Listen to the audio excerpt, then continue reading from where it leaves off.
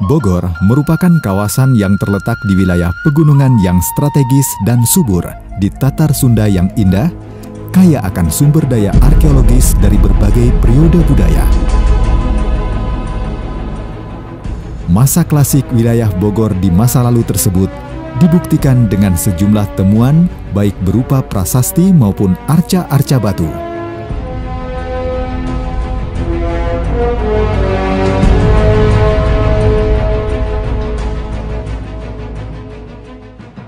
Bogor yang syarat akan romantisme sejarah Indonesia di masa lampau, kota kecil yang telah menjadi saksi perjalanan panjang bangsa ini. Bogor ditilik dari sejarahnya adalah tempat berdirinya Kerajaan Hindu Tarumanegara di abad ke-5. Kerajaan Tarumanegara merupakan salah satu kerajaan tertua di Nusantara. Menilik catatan prasasti, raja tercatat sebagai penguasanya adalah Purnawarman. Bogor dijadikan pusat Pajajaran sejak Sri Baduga Maharaja menjadi Raja Pajajaran.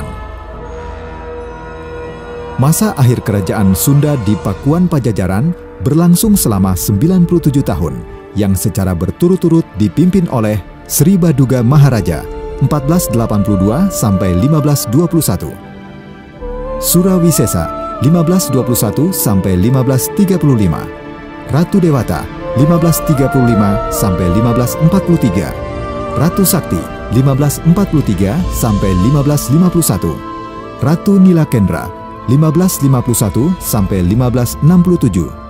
Raga Mulia 1567 sampai 1579. Prasasti batu tulis. Batu dan benda-benda lain peninggalan kerajaan Pajajaran terdapat dalam komplek ini. Pada batu ini berukir kalimat-kalimat dengan huruf Sunda Kawi. Dulunya bekas apa, Pak? Prasasti ini dulunya bekas penobatan raja-raja Pajajaran di bawah kekuasaan Prabu Siliwangi dari tahun 1482 sampai 1535 ya. Jadi kaki ini bekas siapa? Telapak kaki ini dulu bekas penobatannya raja-raja Pajajaran pada tahun 1482. Maka dari sini tuh diambilnya sejarah hari lahir Bogor. Kalau ini dibacanya itu Wangnapun ini sasakala Prabu Ratu Purane Puniwastu. Artinya ini tanda peringatannya bagi Prabu almarhum dinobatkan. Kota Bogor kaya akan peninggalan dari masa prasejarah hingga ke berbagai periode budaya, pengaruh Cina dan pengaruh Eropa yang kental tersebar di seluruh wilayah Kota Bogor. Ini menjadi bukti bahwa Kota Bogor memiliki kesinambungan sejarah dan budaya dari masa ke masa. Bogor pun semakin berkembang dan mulai didatangi oleh etnis Tionghoa dan etnis Arab. Di akhir tahun 1790-an atau di awal tahun 1800-an, masyarakat Kota Bogor sudah mulai beragam dan ditandai dengan berkembangnya kawasan etnis Tionghoa dan kawasan etnis Arab.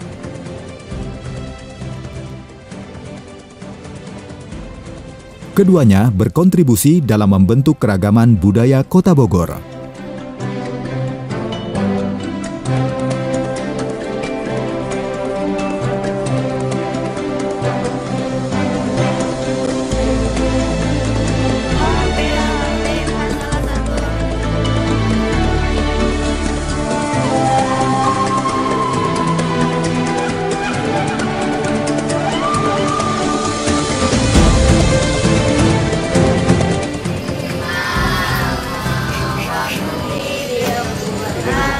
Di kawasan inilah Kampung Arab Empang menjadi keragaman budaya Islam di Kota Bogor. Salah satunya berdiri Masjid At-Thahiriyah sebagai masjid tertua di Kota Bogor.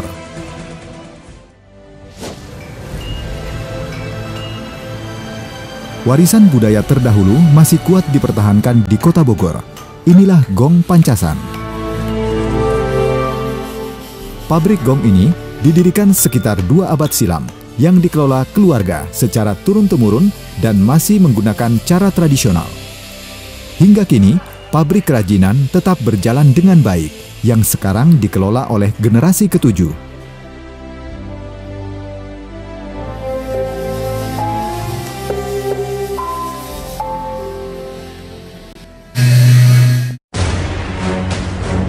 Pada tahun 1745, Gubernur Jenderal Gustav Willem Baron van Imhoff membangun Istana Bogor, seiring dengan pembangunan Jalan Raya Daendels yang menghubungkan Batavia dengan Bogor, yang kala itu bernama Buitenzorg.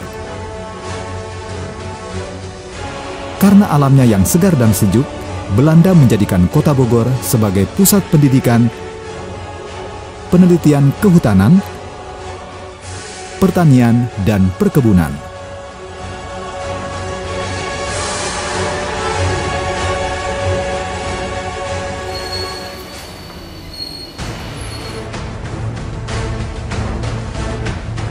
Gedung ini didirikan tahun 1879 ya.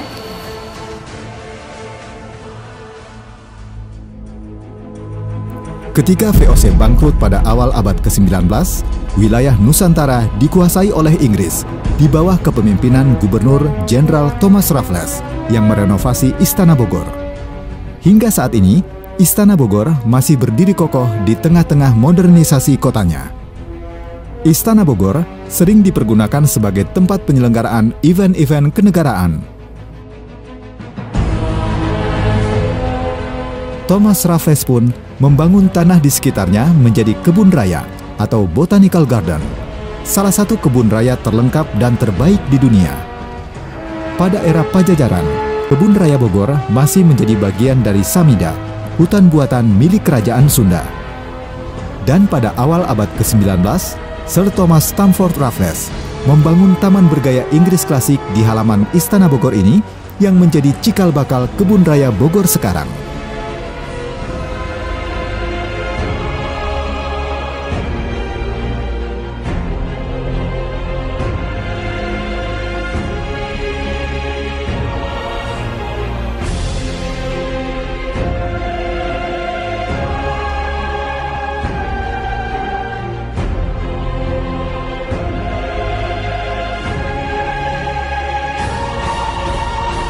Masih di kawasan Kebun Raya Bogor, terdapat Museum Zoologi.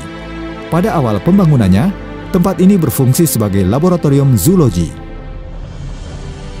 Museum ini menyimpan aneka ragam spesies mamalia, reptilia, burung, dan ikan. Salah satu peninggalan sejarah kolonial yang penting dan tidak bisa diabaikan sebagai jejak modernisme dan bukti adanya transfer pengetahuan adalah Herbarium Bogoriense yang telah menjalankan kegiatan terutama di bidang penelitian herbarium etnobotani. Sampai saat ini, Herbarium Bogoriense masih kokoh berdiri sebagai gedung penelitian etnobotani. Ternyata ini dibangun pada tahun 1901 dan ini direhab pada tahun 1902. Ya sekarang Pak.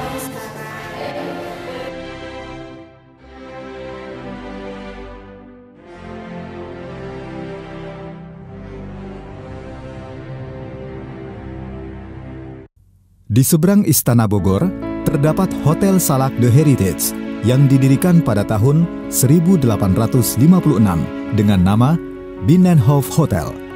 Hotel ini dahulu dijadikan sebagai markas militer Jepang atau Kempeitai. Hotel Salak The Heritage ini merupakan situs hotel tertua yang ada di Kota Bogor dari zaman penjajahan Belanda. Di samping Hotel Salak ini, terdapat kantor Wali Kota Bogor. Bangunan bergaya kolonial ini didirikan pertama kali pada 1868 dengan nama Societe. Setelah mengalami renovasi, gedung perkantoran ini juga menampilkan unsur Sunda pada bentuk arsitekturnya.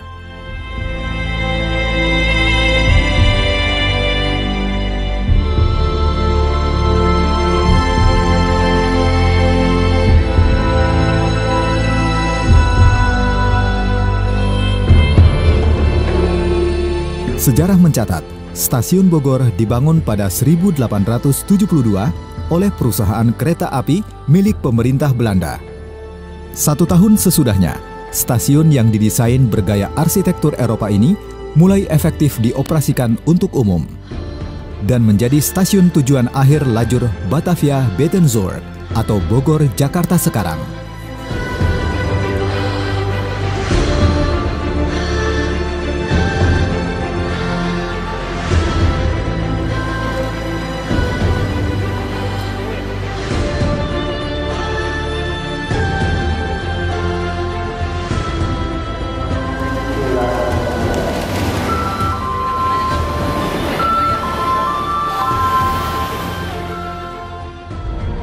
Melintas di sekitar Jalan Kapten Muslihat, nampak Katedral Katolik.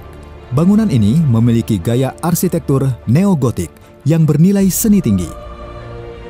Gaya bangunannya merupakan salah satu yang terbaik selain memiliki arsitektur yang menawan.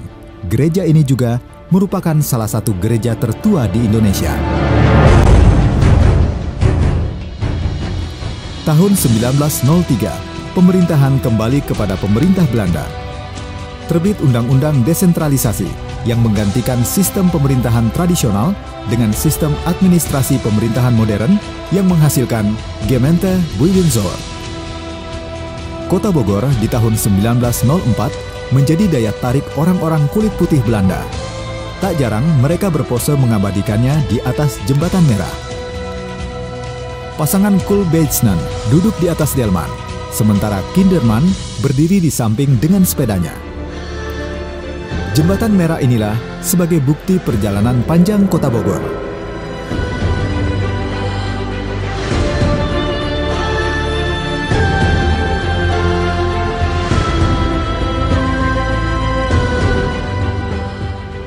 Kota Bogor terbelah oleh dua sungai besar, yaitu Sungai Ciliwung dan Sungai Cisadane.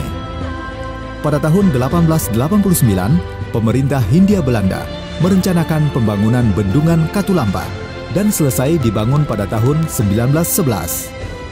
Bendungan ini mempunyai fungsi utamanya sebagai aliran irigasi dan juga sebagai fungsi kontrol dasar Sungai Ciliwung pemantau elevasi banjir Ciliwung di daerah hulu. Pada tahun 1925, dibentuk Provinsi Jawa Barat atau Provinsi West Java yang terdiri dari 5 karesidenan, 18 kabupaten, dan kota praja atau Staatsgemeente.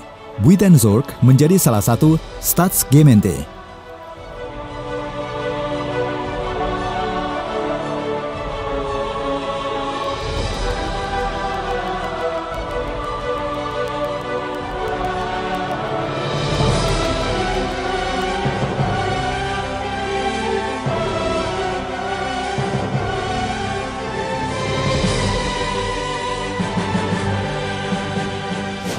Pada masa pendudukan Jepang pada tahun 1942, pemerintahan Kota Bogor menjadi lemah setelah pemerintahan dipusatkan pada tingkat karesidenan. Sekitar 2 tahun sebelum kemerdekaan RI, bangunan ini pernah digunakan sebagai pusat pelatihan pasukan pembela tanah air atau PETA yang saat itu masih di bawah kontrol Jepang. PETA inilah yang di kemudian hari menjadi salah satu cikal bakal satuan yang membentuk BKR, lalu berganti TKR, dan sekarang TNI. Gedung museum bergaya Eropa ini dibangun pada tahun 1745.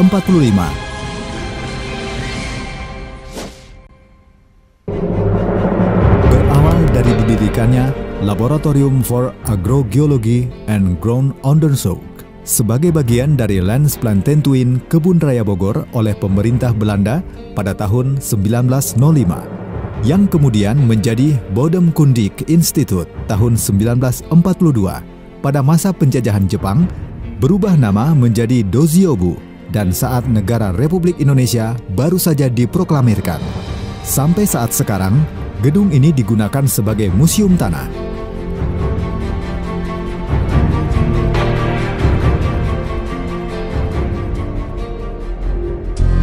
Pada tahun 1950, Buitenzorg menjadi kota besar Bogor. Pada tahun 1957, nama pemerintahan diubah menjadi Kota Praja Bogor.